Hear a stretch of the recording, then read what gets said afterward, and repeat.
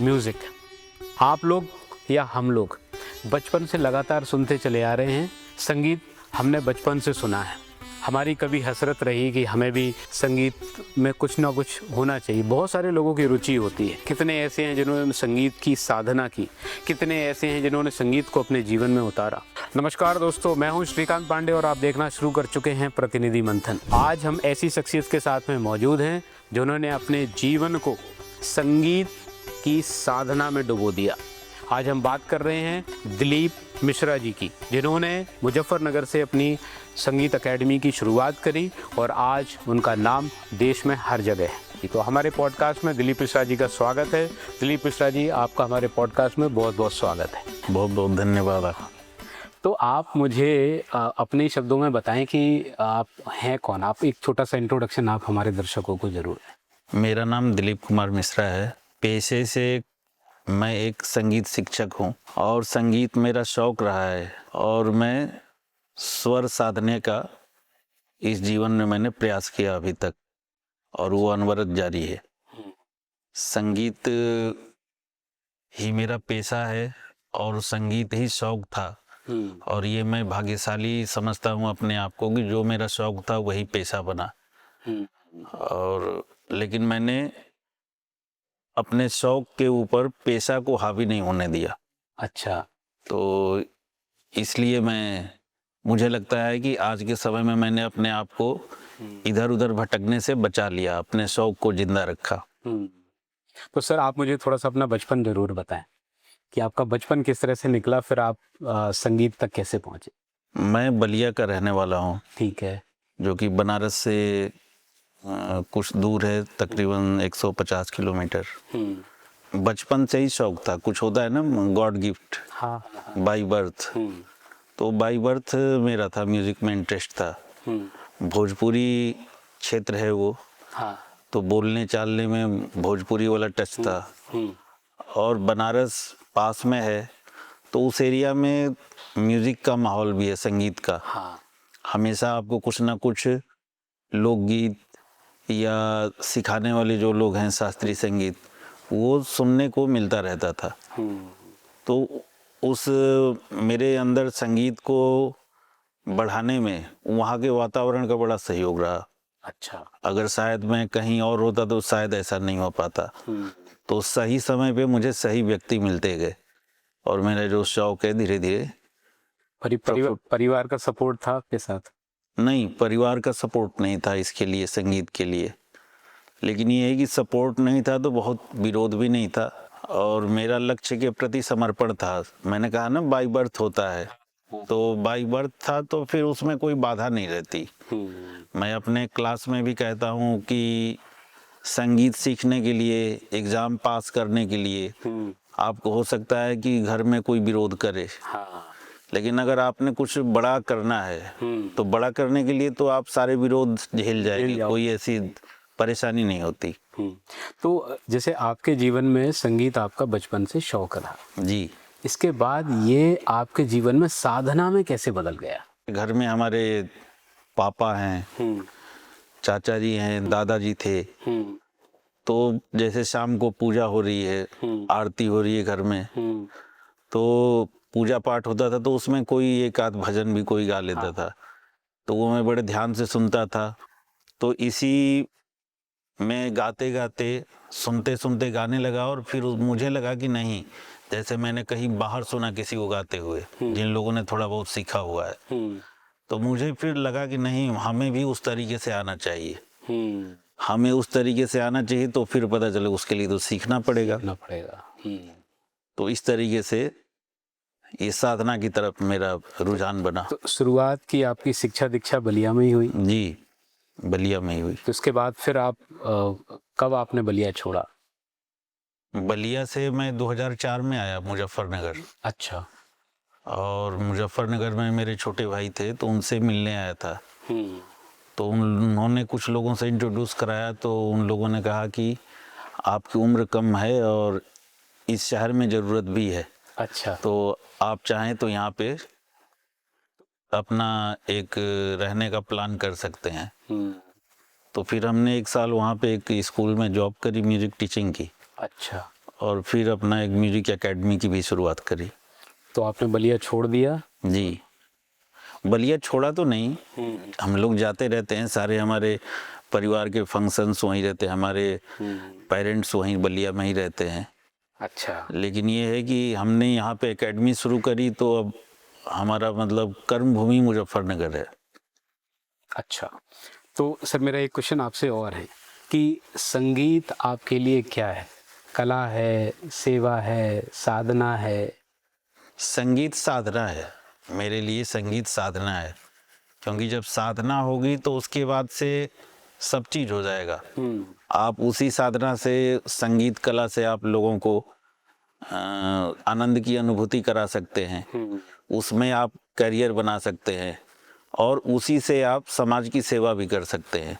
लेकिन अगर साधना नहीं होगा तो फिर ये सारी चीज़ जो है तथाकथित में आ जाते हैं। अच्छा। कि कर तो रहे हैं लेकिन अंदर से कुछ नहीं है। तो मेरे लिए संगीत साधना है। अच्छा, जैसे मैं आपके बारे में पढ़ रहा था तो आपकी एकेडमी का नाम जो है संगीत सरिता है। जी। तो उसमें जो वर्ड आपने लिखा है सरिता, जी। उसका क्या मतलब बन रहा है यहाँ पे? सरिता का अर्थ जो है नदी। नदी। नदी मतलब जैसे नदी का जो है जल हाँ। बहता रहता है, कहते हैं रमता जोगी बहता पानी।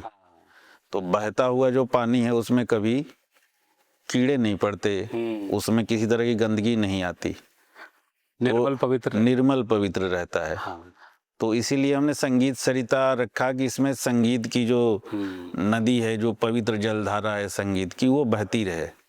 इसलिए हमने संगीत सरिता म्यूजिक एकेडमी रखा उसका नाम। लगभग 40 साल आपने संगीत सीखा और करीब 22 साल तक आपने संगीत का शिक्षण भी दिया, आपने पढ़ाया जी। है।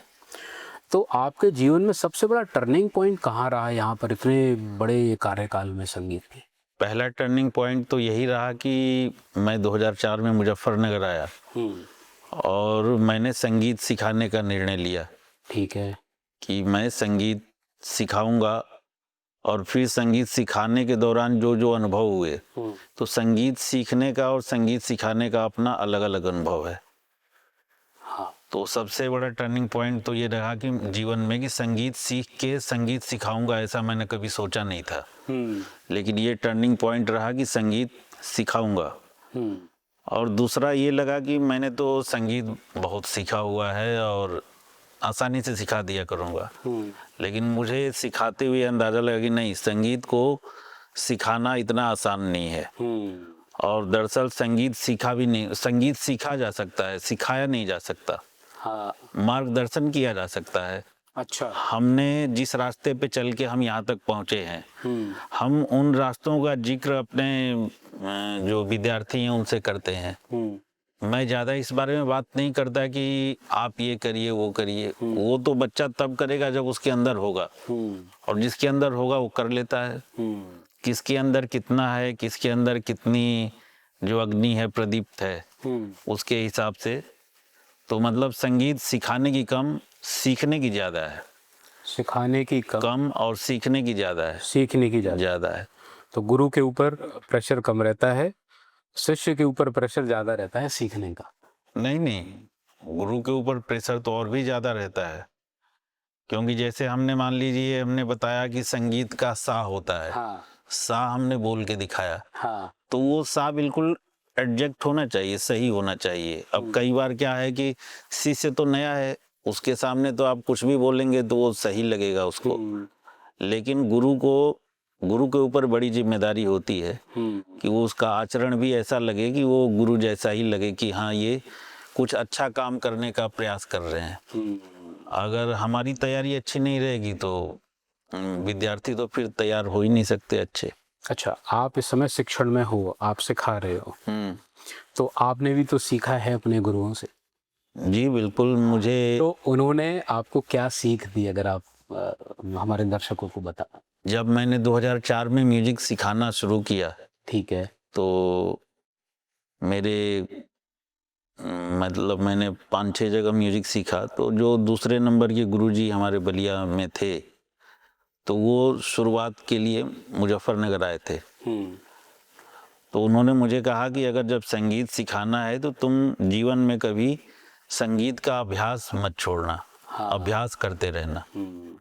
और इस पे मैं काफ़ी हद तक मतलब सफल भी हूँ। मैंने सारी चीज़ों को साइड करके अपने अभ्यास के लिए समय निकालता हूँ। ऐसा नहीं है कि मुझे दूसरे के लिए सीखना है, ये मुझे खुद को सीखना है और सीख के मैं देखता हूँ कैसा लगता है।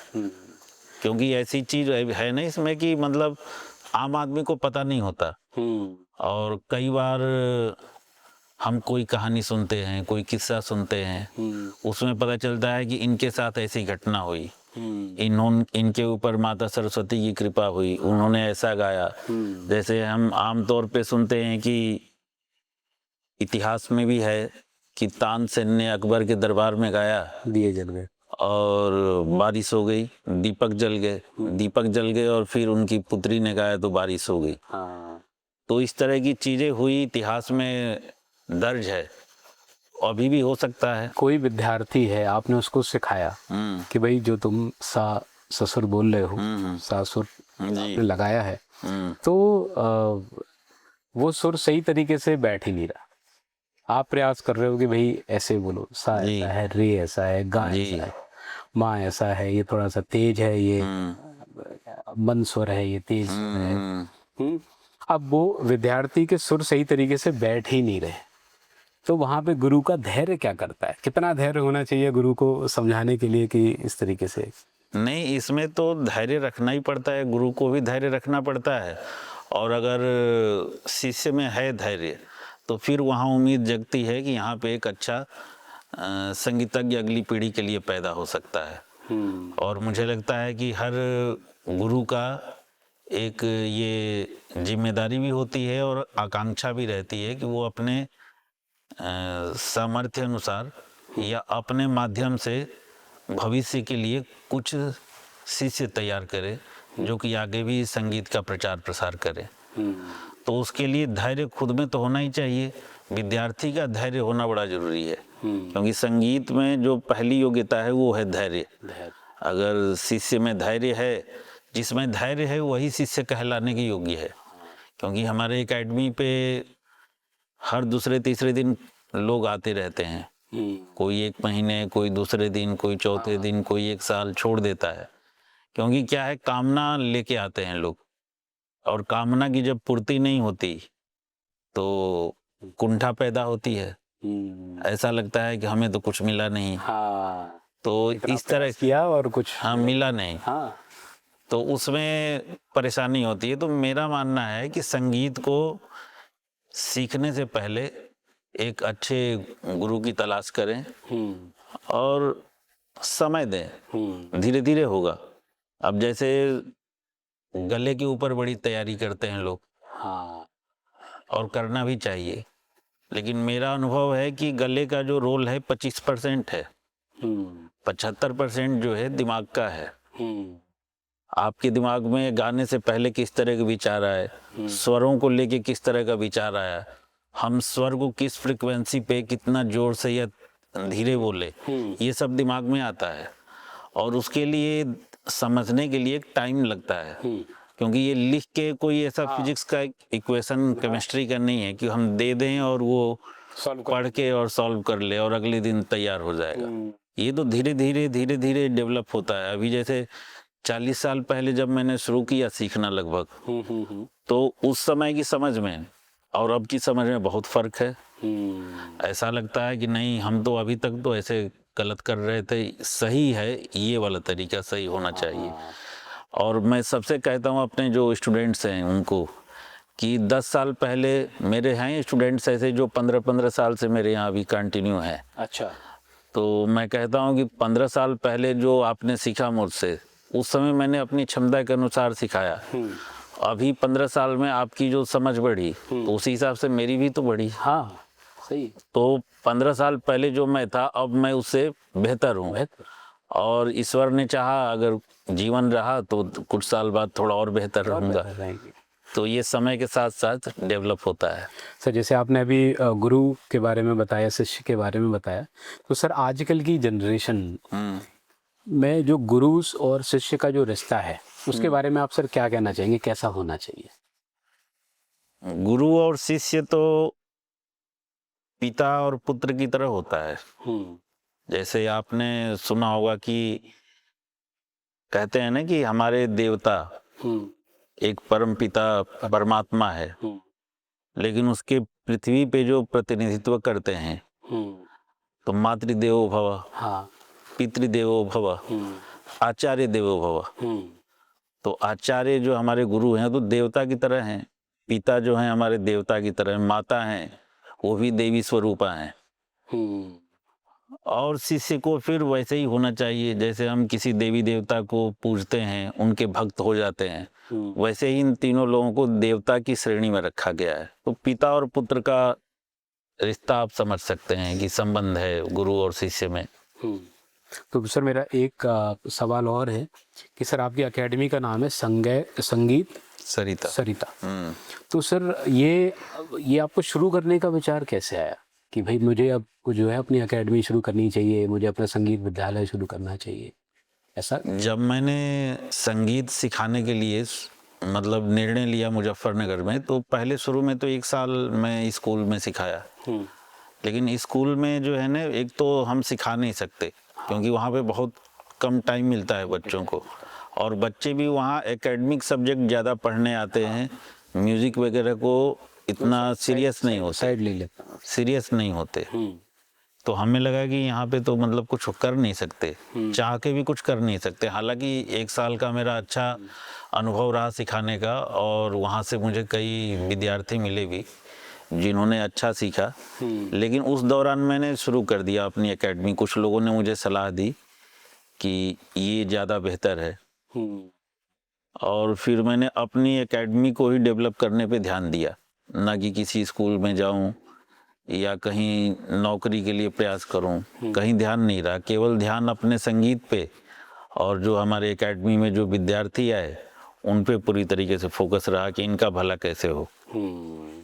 अब सर जैसे अब आप अपने बच्चों का, अपने शिष्यों का, सबका भला करने का प्रयास कर रहे हैं, तो सर आपकी एकेडमी से बहुत सारे आपके विद्यार्थी ऐसे होंगे जो कि बड़े बड़े मंचों पर अच्छा मंचन करते होंगे जी। कुछ होंगे वो अच्छे अच्छे विद्यालयों में या यूनिवर्सिटी में पढ़ा रहे होंगे। सर आपको इस बात की खुशी होती है? बिल्कुल, यही तो उपलब्धि है हमारी।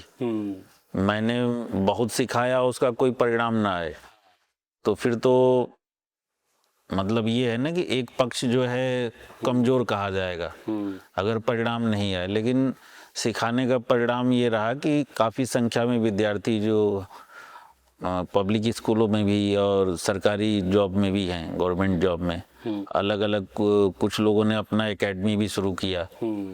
तो ये मेरी उपलब्धि आप कह सकते हैं कि ऐसे लोगों को मैंने तैयार किया कि वो आगे कोशिश कर सकते हैं सिखाने का। तो आपने एक और पीढ़ी बना दी अपनी जी आगे जा कर के। जी।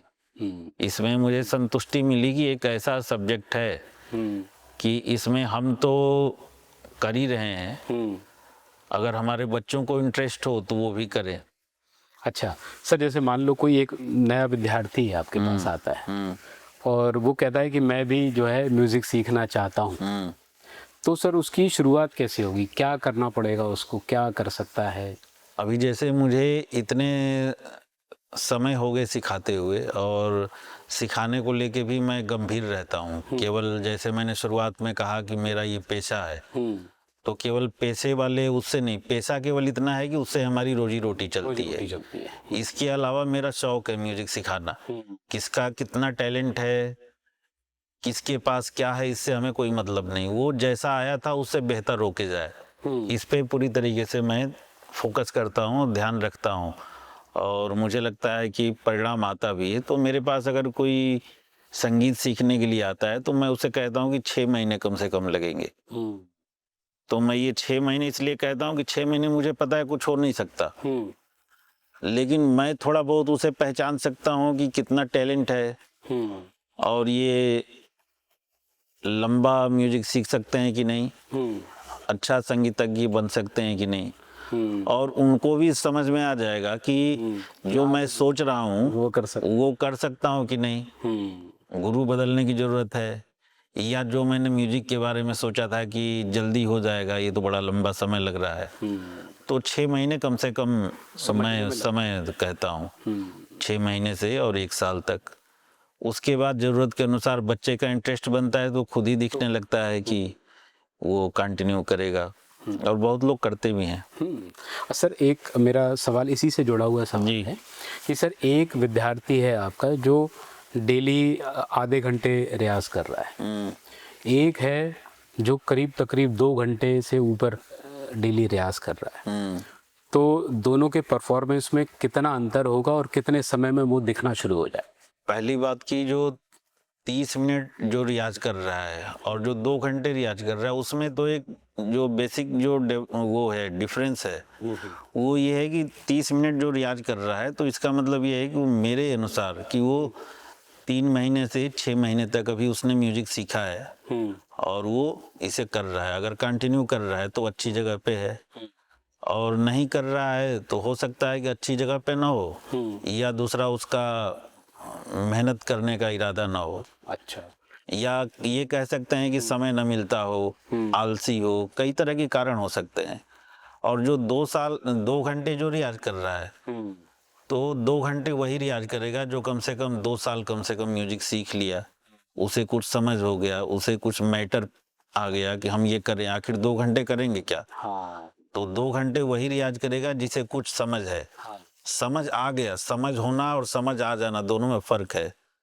तो समझ आ गया तो वो फिर 2 घंटे रियाज करेगा, ज़्यादा भी कर सकता है। मैंने अपने समय में 8-8 घंटे रियाज किए, तो वो थोड़ी बहुत समझ आया तो किया, मैंने कई सालों तक किया। सर जैसे आपने कोई 2 घंटे रियाज कर रहा है, आपने 8-8 घंटे रियाज किया जी, तो गला तो दर्द होने लगता होगा? नहीं, गला अगर सही तरीके से रियाज किया जाए तो गला दर्द नहीं करता। सर अगर मान लो कोई एक अच्छी सी एक्सरसाइज आप बताओ कि गले की ये होनी चाहिए तो जिससे आप 6-6 घंटे तक रियाज कर सको, तो ऐसी कौन सी एक्सरसाइज है अगर आप मुझे थोड़ा सा? इसमें कोई एक्सरसाइज नहीं होती अच्छा, 6 घंटे तक करने के लिए। वो तो जो बेसिक अलंकार हैं वो करता है, फिर उसके डेवलपमेंट के अनुसार कुछ कॉम्प्लिकेटेड अलंकार होते हैं वो भी कराए जाते हैं। उसके अलावा राग हैं, अलग अलग राग हैं, जैसे शुरुआती राग हैं, कुछ काफ़ी समय हो जाता है बच्चे को क्लासिकल करते हुए, तो कुछ एडवांस राग भी हैं, उनको भी कराया जाता है। गला दर्द तब होता है जब आप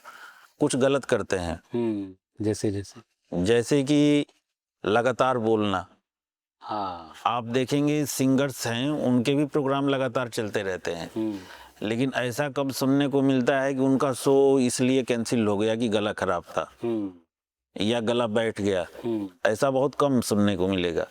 लेकिन जब चुनाव का प्रचार का समय आता है तो आपको दिख जाता है कि ये जो नेता है सुबह से प्रचार में लगे हैं और ये इनकी आखिरी रैली है शाम की, तो बोलते बोलते आवाज बैठ गई। वो आम आदमी भी समझ सकता है। तो वो क्या होता है, एक पिच पे लगातार बोलते रहने से गला बैठने की संभावना रहती है। अच्छा सर, आपने गले के बारे में बात की जी, तो सर जैसे जो गायक होते हैं ना, उनकी सबसे बड़ी पूंजी उनका गला ही होता है। बिल्कुल, उनका रियाज और उनका गला। बिल्कुल। तो गले की देखभाल के लिए अगर कुछ नियम हो, कुछ चीजें हों जो अगर आप बता सकें जो लोग सुन रहे हैं। एक तो जैसे ज्यादा ठंडा और ज्यादा गर्म, अच्छा, दोनों नुकसान करता है गले के लिए। ज्यादा ठंडा और ज्यादा गर्म, और वो भी जो अगर रियाज कर रहा है तो उसके लिए तो मतलब ये जहर के समान है। ज्यादा ठंडा और ज्यादा गर्म। गरम पानी भी नहीं, गर्म पानी हल्का गुनगुना हो ठीक है। एक गर्म होता है ना कि बहुत तेज गर्म है और गला जल गया, तो इतनी नहीं। कुछ लोग चिल्ड वाटर पीते हैं, बिल्कुल बर्फ जमा हुआ, हाँ, वो बिल्कुल नुकसान करेगा। हालांकि ये बेसिक से हैं, ये मुझे लगता है कि जो भी रियाज करता होगा ये गलतियां तो नहीं करेगा। दूसरा कोल्ड ड्रिंक ये भी ठंडा रहता है और ये वैसे भी नुकसान करता है, तो कोल्ड ड्रिंक से भी बचना चाहिए। सर जैसे आपके बहुत सारे स्टूडेंट्स हैं वो बड़े बड़े मंचों पे मंचन करते हैं जी, ठीक है, तो जब स्टेज परफॉर्मेंस कोई आपका स्टूडेंट दे रहा होता है या देता है, कोई भी व्यक्ति देता है, तो ऐसी कौन सी बड़ी गलतियां जो हो जाती हैं जो नहीं होनी चाहिए? सबसे बड़ा गलती है कि आप जो मंच पे प्रस्तुति दे रहे हैं उसका चयन सही है कि नहीं। अच्छा, कई बार जो है ना सॉन्ग सिलेक्शन गलत होने की वजह से परफॉर्मेंस खराब हो जाती है। कई बार किसी सॉन्ग को आप गलत पिच से गा रहे हैं, उस वजह से भी परफॉर्मेंस खराब हो जाती है। और ज्यादातर ये होता है कि हमें जो पसंद है हम वो गाते हैं। हाँ। और कई बार आपकी पसंद और आपकी क्षमता दोनों में फर्क होता है, फर्क होता है। तो वहाँ भी परफॉर्मेंस खराब होने की संभावना रहती है। तो इसलिए पसंद अलग हो सकती है, लेकिन अब परफॉर्मेंस अपनी क्षमता के अनुसार करें। सर जैसे आजकल के पेरेंट्स अपने बच्चों के भविष्य की बड़ी चिंता करते हैं। जी जी तो आप संगीत के गुरु हो जी। तो मैं आपसे संगीत से रिलेटेड ही प्रश्न पूछ सकता हूँ कि अगर कहीं आज के पेरेंट्स से पूछते हैं कि भाई ये मेरा बच्चा है या मेरी बच्ची है, संगीत में इसका भविष्य है, इसका कुछ करियर बन पाएगा या बन जाएगा, तो उस पर सर आपकी ऑनेस्ट राय क्या है? संगीत पे तो कोई भी आता है तो मैं सबको यही कहता हूँ कि संगीत में करियर बनाने के बारे में तो आप ये मत सोचिए कि करियर बन जाएगा। हाँ, इसमें रास्ते हैं, संभावनाएं हैं। जितने भी क्षेत्र हैं उसमें सबसे ज्यादा संभावनाएं कला के क्षेत्र में हैं। आप देखेंगे वो अभिनय हो और गायन हो या इंस्ट्रूमेंट प्ले करने वाले लोग हों, म्यूजिक डायरेक्टर्स हैं, ये सभी लोग कला के क्षेत्र के ही लोग हैं। साहित्य हैं, लिखने वाले लोग हैं, ये सब कला के क्षेत्र से हैं।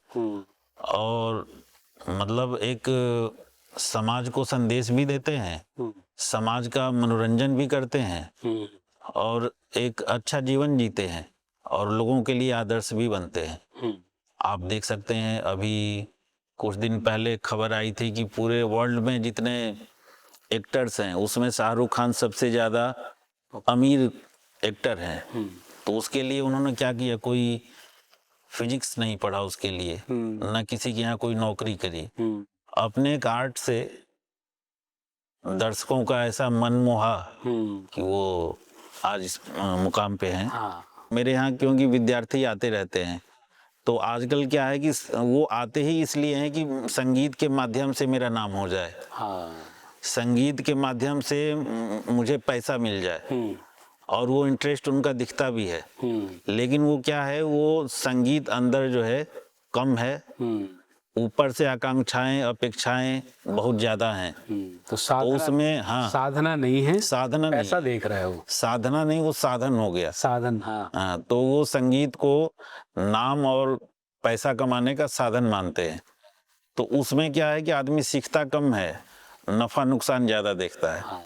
वैसी जगहों पे भी संगीत मतलब उभर नहीं सकता। सर जैसे आपने कहा संगीत उभर नहीं सकता, तो सर इसी से रिलेटेड मेरा एक और क्वेश्चन है कि छोटे शहरों में जो संगीत के लिए चैलेंजेस क्या क्या है और छोटे ही शहरों में अपॉर्चुनिटीज भी क्या क्या हैं, अगर आप बता सकें तो। छोटे शहरों में जो संख्या है, जनसंख्या, वो कम होती है। ठीक है।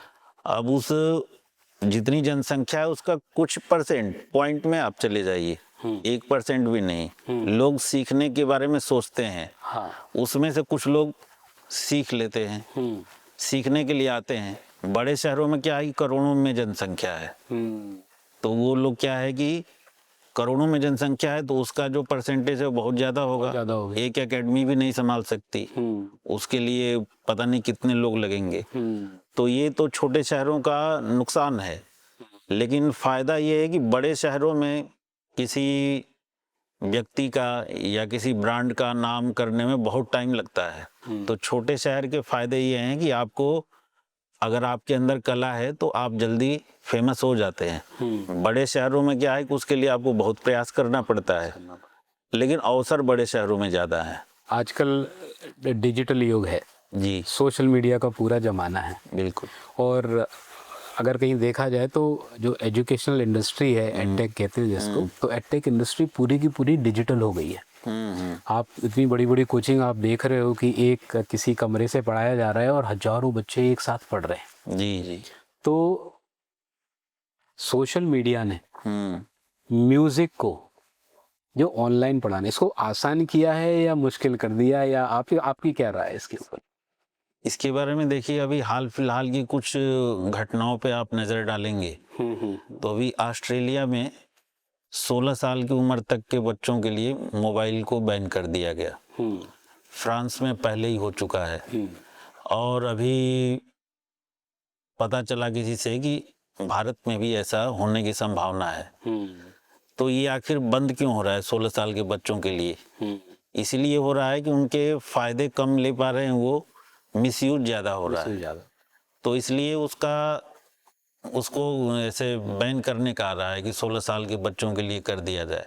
म्यूजिक में भी ऐसा ही है, जैसे आपने कहा कि उससे एक कमरे में बैठ के और ऑनलाइन पता नहीं कितने लोगों को शिक्षा दी जा रही है। तो वैसे ही, लेकिन वो शिक्षा किन लोगों को दी जा रही है? जो पहले से थोड़े समझदार हैं, शिक्षित हैं, उनको हाई एजुकेशन की जरूरत है तो घर बैठे मिल रहा है, ये फायदा है। लेकिन म्यूजिक क्या है कि गुरुमुखी विद्या है, क्योंकि ये सुनने की गुरुमुखी, हाँ, गुरुमुखी विद्या है। आप गुरु के मुंह से ही कुछ सुनते हैं, वही चीज आप सही तरीके से सुन पाते हैं, तो फिर भविष्य में आपकी सुनने की क्षमता, समझ जो डेवलप होती है और उसी से क्वालिटी भी बढ़ती है। अगर आप कोई वीडियो देख रहे हैं, तमाम तरह के बड़े अच्छे अच्छे गुरु लोग हैं, सोशल मीडिया पे उनके वीडियोज आते रहते हैं, तो उनके गुण में कहीं कोई कमी नहीं है, इसीलिए महान है वो लोग। लेकिन उन्होंने कोई वीडियो डाला तो वो दिलीप मिश्रा के लिए नहीं डाला। मैंने अभी आपको बताया कि गर्म पानी और ठंडा पानी ये नुकसान कर सकता है, ज़्यादा गर्म और ज़्यादा ठंडा। लेकिन मैंने कुछ और भी चीज़ें बताई, जैसे कि किसकी कैसी प्रकृति है, उसके अनुसार वो देख सकता है। लेकिन ये दो चीज़ है। लेकिन बहुत सारी वीडियोज़ ऐसी आती हैं कि जो नए बच्चे हैं, जिन्हें समझ नहीं है, उसका गलत असर पड़ता है उन पे, और उनका कई बार ऐसा भी होता है कि वो मतलब एक अच्छी प्रतिभा गलत अभ्यास के कारण उस स्तर पे नहीं पहुंच पाई। तो ये अच्छे लोगों के लिए तो ठीक है। अभी जैसे मेरी भी है ऑनलाइन क्लासेज, मेरी हमारे देश में तो है ही, बड़े बड़े शहरों में और विदेशों में भी है। लेकिन उनके लिए क्या है कि उनके लिए मैं स्पेशली बैठता हूँ, उनके गले में क्या प्रॉब्लम है, उनके दिमाग में क्या चल रहा है, स्वरों को उनका और कैसे बेहतर करें, उसके लिए हम कौन सा राग शुरू कराएं, या किसी चीज को समझने में उन्हें क्या दिक्कत आ रही है, तो ये मैं रीड करता हूँ और उनके लिए करता हूँ, और वो उन्हीं के लिए है। किसी दूसरे आदमी के लिए वो सब चीजें अलग चीज के लिए हो सकती है, अलग संदर्भ में हो सकती है। अच्छा सर, मेरा एक प्रश्न और आएगा यहाँ पे कि जैसे आप गुरु हो, ठीक है, और गुरु की भी अपनी अपनी भावनाएं होती हैं। जी जी। तो गुरु के रूप में आपको किन किन बातों पे खुशी होती है, किन चीज़ों में आपको दुख होता है, अगर आप थोड़ा सा बता सकें गुरु के रूप में। जी जी। क्योंकि गुरु को भगवान माना गया, सब कुछ रखा गया, लेकिन फिर भी उसकी अपनी एक भावनाएं हैं। अगर आप गुरु तो कहा जाए तो गुरु एक मतलब मानवता का सर्वश्रेष्ठ रूप है। तो ये मैं कहूँ कि मैं गुरु हूँ तो इतना मेरी हैसियत नहीं है, मेरी औकात नहीं है। लेकिन गुरु जो है, आप असतो मा सद्गमय तमसो मा ज्योतिर्गमय, जो अंधकार से प्रकाश की तरफ ले जाता है। लेकिन मुझे कई बार इस बात का जरूर अफसोस होता है कि जो लोग ऐसी जगहों पे चले जाते हैं और उनकी कामनाएं पूरी नहीं होती या उनके मनोरथ पूरे नहीं होते, उसके भी कारण हो सकते हैं। या तो जो कामना है वही गलत है, या फिर कई बार गलत जगह जाने से भी नुकसान होता है। क्योंकि ऐसे बहुत सारे लोग, तरह तरह के लोग हैं म्यूजिक में। हमेशा इस बात का ही होना चाहिए, क्योंकि गुरु का एक कर्तव्य है, या ये कहे कि जिम्मेदारी है, कि वो हमेशा इस बात को सोचे कि जो सामने बैठा है शिष्य, उसका हित कैसे हो। अपने हित के बारे में न सोच के उसके हित के बारे में सोचे, तो फिर वो शिष्य भी तैयार होता है, अच्छा तैयार होता है शिष्य। और जब हम केवल अपने हित के बारे में सोचने लगते हैं तो फिर वहाँ पे संगीत खत्म होता है। सर एक छोटा सा रैपिड फायर राउंड कर लेते हैं, जिसमें मैं कुछ सवाल पूछूंगा आपसे जी। और आप एक शब्द में या एक लाइन में आप उत्तर दें, ठीक है। तो मेरा पहला प्रश्न है कि आपका पसंदीदा राग कौन सा है? राग तो जैसे आपने कहा कि एक शब्द में बताएं, तो मुझे राग सोहनी बड़ा पसंद है, मुझे अच्छा लगता है सुनने में। और सर एक कोई भजन जो कि पॉपुलर हो, जो कि आपको पसंद भी हो? पंडित भीमसेन जोशी ने गाया था, बाजे रे मुरलिया बाजे, साथ में लता मंगेशकर भी थी, अच्छा तो वो भजन मुझे बड़ा पसंद है। अच्छा। सर कोई देशभक्ति गीत जो आपको सबसे ज़्यादा? एक अमर गीत है, मुझे लग रहा है कि सबको पता होगा, है मेरे वतन के लोगों, सबको पसंद होगा, मेरी भी पसंद वही है। और आपका सबसे पसंदीदा वाद्य यंत्र कौन सा है? मैं तो हारमोनियम प्ले करता हूँ और मुझे अच्छा भी लगता है। सबसे पसंदीदा आपका वही है। और एक कोई गायक? गायक तो क्लासिकल में पंडित भीमसेन जोशी मेरे आदर्श हैं, और लाइट म्यूजिक में मतलब बॉलीवुड में जो लोग हैं उनमें मोहम्मद रफ़ी और लता मंगेशकर। अच्छा सर, मैं एक ऐसा सवाल पूछूंगा जो कि आपको थोड़ा सा आपके बचपन की तरफ लेकर के जी जी। कि सर अगर आप मान लो आज 10 साल के होते और आपको फिर से जीने का मौका मिलता, फिर से सोचने का मौका मिलता, आप ये सब चीज़ें आपको पता थी, ठीक है, तो आप क्या अलग करते? पहली बात तो रियाज में ज़्यादा सही करता। अच्छा। क्योंकि जो भी आदमी संगीत में आता है, जिनके घर में क्योंकि इस प्रश्न का उत्तर उन सभी बच्चों के लिए है जो आज रियाज कर रहे हैं, सीख रहे हैं, समझ रहे हैं, और गुरु खुद कह रहे हैं कि अगर 10 साल पहले मैं होता तो मैं क्या करता सर आप? अभी जो मेरा अभी तक का अनुभव है संगीत सीखने के बाद, हाँ। क्योंकि मैंने म्यूजिक सीखा, लेकिन मैं ऐसे परिवार से हूँ जिसके बैकग्राउंड में म्यूजिक नहीं है। अच्छा। मतलब हमारे परिवार में किसी ने म्यूजिक सीखा नहीं। शौकिया भजन गा लेना वो तो है, हमारे यहाँ परंपरा में है, लेकिन संगीत सीखा नहीं किसी ने। तो मैंने सीखा। अब जब मैंने पहली पीढ़ी हूँ मैं संगीत सीखने वाला अपने परिवार में, तो मुझे ऐसा लगता है कि मैंने बहुत सारे जो रियाज हैं वो गलत किए। अच्छा।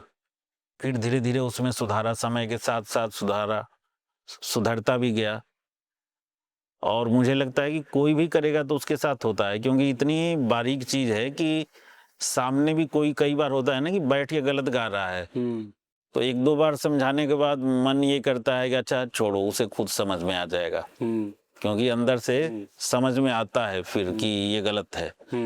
तो अब मेरे पास अगर मैं 10 साल का हूं तो मेरे साथ ये 40 साल का मेरा म्यूजिक का अनुभव होगा, तो मेरे लिए तो बहुत बड़ा उपलब्धि है। सर मेरा प्रश्न है कि एक अच्छा शिष्य, जी सर उसकी 3 क्वालिटी आप बताओ, क्या वो 3 क्वालिटी होनी चाहिए एक अच्छे शिष्य में? अनुशासन, मेहनत और अपने लक्ष्य के प्रति और अपने गुरु के प्रति समर्पण। अच्छा। ये 3 योग्यताएं अगर हैं तो ये मिनिमम योग्यता कही। अब इसमें मैंने कहीं जिक्र नहीं किया कि आवाज कैसी है, हाँ।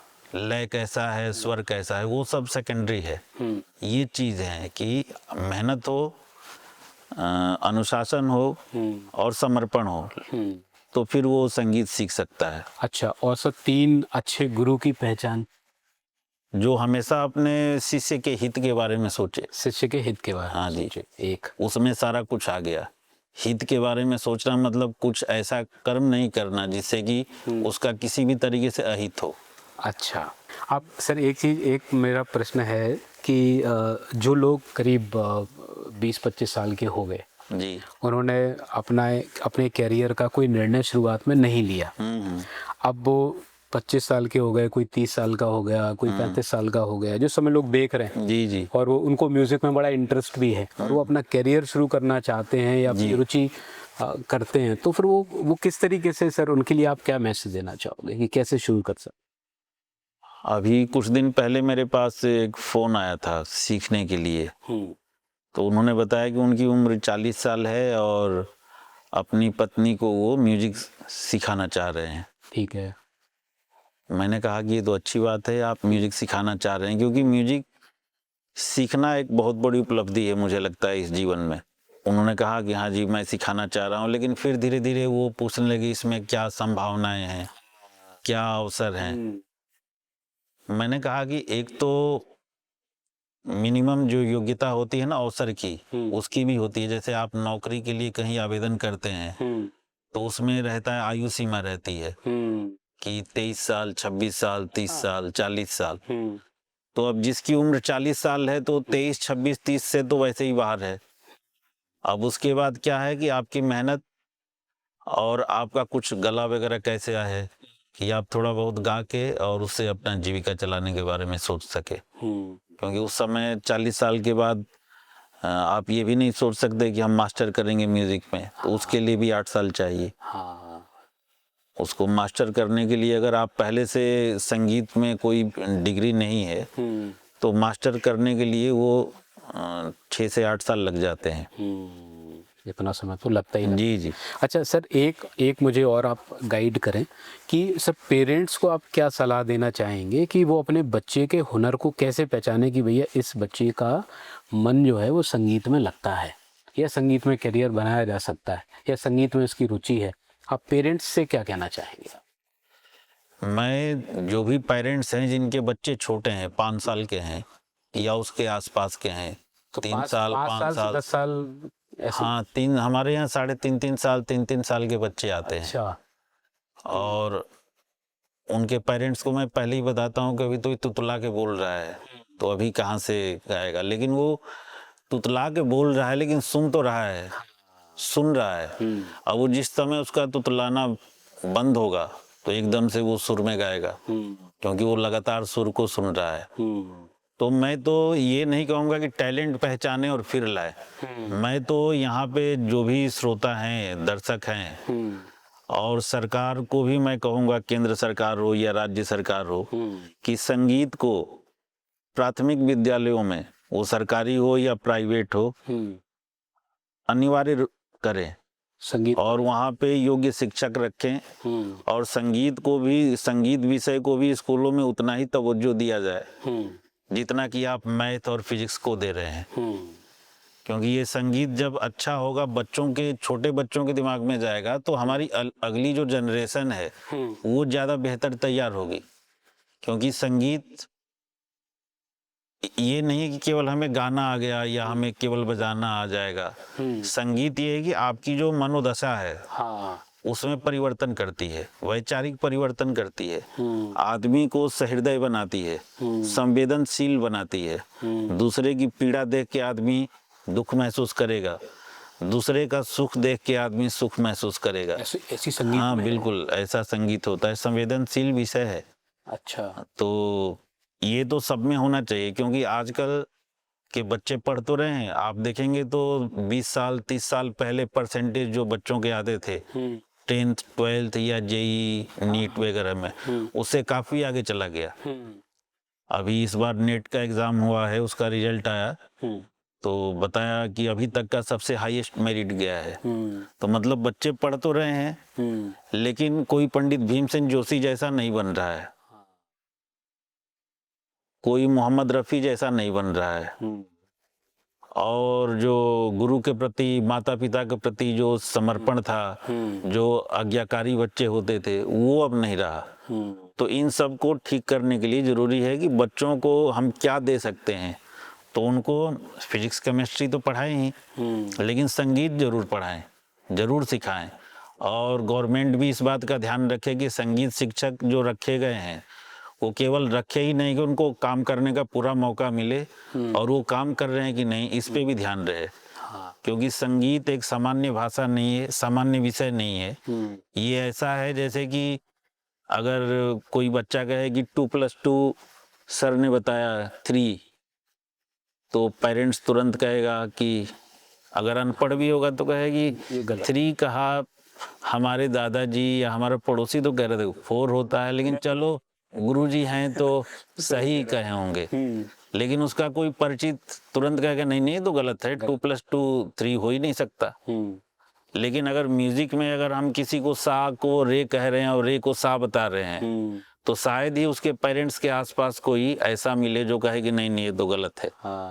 तो मैं भी अपने जो नए लोग सीखने आते हैं तो मैं उनसे एक बार जरूर पूछता हूँ पता कैसे चला यहाँ का।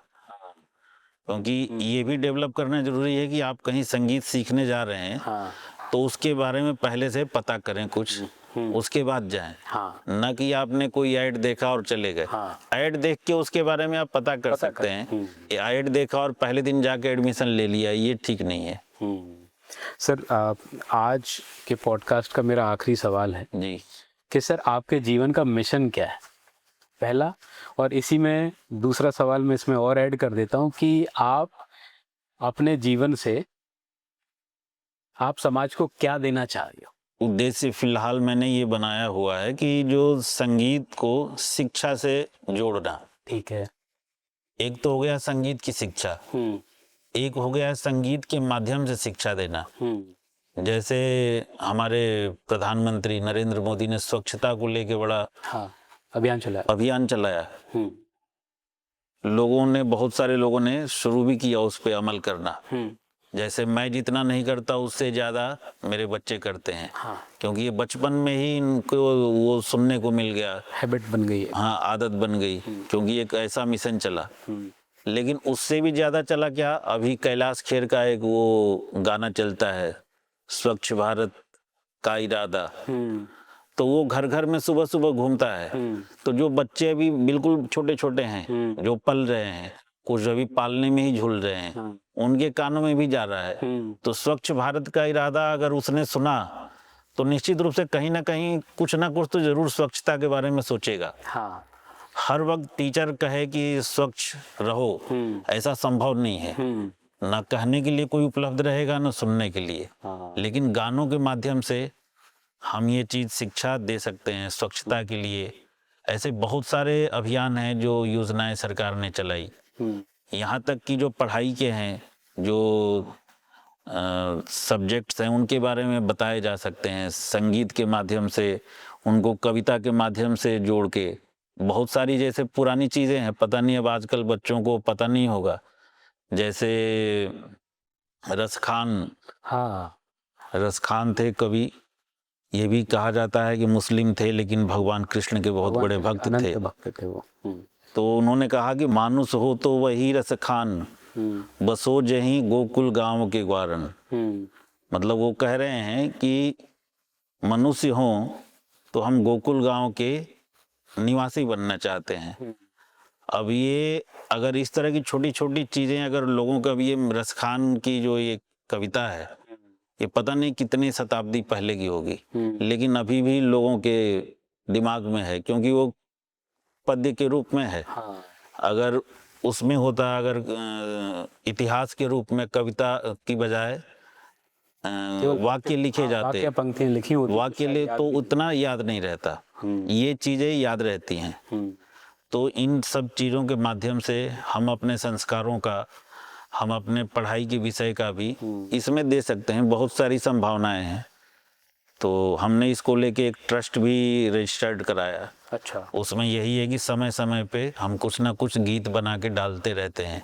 अभी जैसे लोकसभा चुनाव हुआ था तो उसमें मैंने एक गाना बनाया था, मतदान को जाना है। एक मतलब मतदान को करने के लिए, लोगों को प्रेरित करने के लिए वो गीत मैंने कंपोज किया था। अच्छा, आपने कंपोज? जी, और मेरे ही 2 स्टूडेंट्स ने गाया भी था। अच्छा। तो लोगों को पसंद आया था। मतलब अगर आप देखेंगे तो हमारे संगीत सरिता म्यूजिक एकेडमी के यूट्यूब चैनल पे है, मतदान को जाना है। अच्छा। तो मतदान को जाना है तो कम से कम सुन के तो ये लगेगा ना कि हाथ चलना है। ओरली कहने से, ओरली तो मतलब आमने सामने बैठ के कह सकते हैं, किसी ने आगे कहा कि वोट डालना है, कोई नेता आगे कहा वोट डालना है, ठीक है। लेकिन अगर हम बैठे हुए हैं और सुर में बढ़िया कंपोज किया हुआ है तो उसको तो फिर आप गाने की तरह भी उसको सुन सकते हैं, अच्छा लग रहा है तो फिर वो कहीं ना कहीं प्रेरित तो करेगा, कुछ % तो करेगा ही कि भाई चलो अच्छी बात है, देना चाहिए। तो इस तरह की चीजें हमने सोच रखी हैं कि भविष्य में इन सब चीजों पे हम काम करेंगे। प्रसाद जी, आप हमारे पॉडकास्ट में आए, आपने हमें समय दिया, उसके लिए आपका बहुत बहुत धन्यवाद। आपका भी बहुत बहुत धन्यवाद। आपने हमें एक प्लेटफॉर्म दिया जहां से हम लोगों को ये सारी बातें बता सकें, और उम्मीद करता हूं कि ये पसंद आएगा लोगों को। बहुत बहुत धन्यवाद। धन्यवाद।